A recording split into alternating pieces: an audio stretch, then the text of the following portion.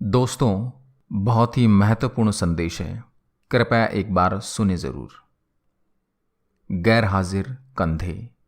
विश्वास साहब अपने आप को भाग्यशाली मानते थे।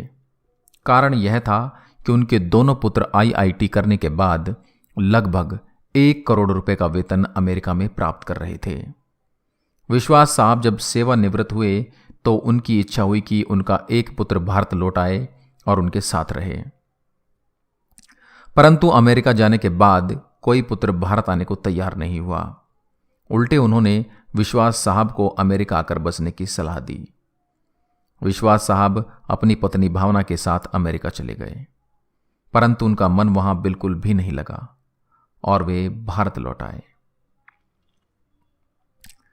दुर्भाग्य से विश्वास साहब की पत्नी को लकवा हो गया और पत्नी पूर्णतः पति की सेवा पर निर्भर हो गई।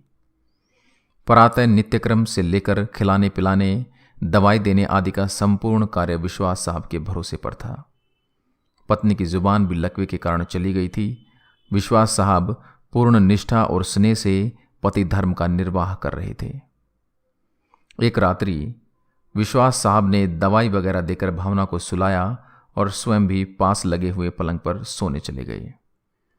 रात्रि के लगभग 2 बजे हार्ट अटैक से विश्वास साहब की मृत्यु हो गई। पत्नी प्रातः 6 बजे जब जागी तो इंतजार करने लगी कि पति आकर नित्यक्रम से निवृत्त होने में उसकी मदद करेंगे। इंतजार करते करते पत्नी को किसी अनिष्ट की आशंका हुई। चूंकि पत्नी स्वयं चलने में असमर्थ थी, उसने अपने आप को पलंग से नीचे गिराया और फिर घिसटते हुए अपने पति के पलंग के पास जा पहुंची। उसने पति को हिलाया डुलाया पर कोई हलचल नहीं हुई। पत्नी समझ गई कि विश्वास साहब अब नहीं रहे। पत्नी की जुबान लकवे के कारण चली गई थी, अतः किसी को आवाज देकर बुलाना भी पत्नी के वश में नहीं था। घर पर और कोई सदस्य भी नहीं था। फोन बाहर ड्राइंग रूम में लगा हुआ था। पत्नी ने पड़ोसी को सूचना देने के लिए घिसटते हुए फोन की तरफ बढ़ना शुरू किया। लगभग 4 घंटे की मशक्कत के बाद वह फोन तक पहुंची और उसने फोन के तार को खींचकर उसे नीचे गिराया। पड़ोसी के नंबर जैसे तैसे लगाए। पड़ोसी भला इंसान था। फोन पर कोई बोल नहीं रहा था, पर फोन आया था, अतः वह समझ गया कि मामला गंभीर है। उसने आस पड़ोस के लोगों को सूचना देकर इकट्ठा किया। दरवाजा तोड़कर सभी लोग घर में घुसे। उन्होंने देखा विश्वास साहब पलंग पर मृत पड़े थे तथा पत्नी भावना टेलीफोन के पास मृत पड़ी थी। पहले विश्वास और फिर भावना की मौत हुई।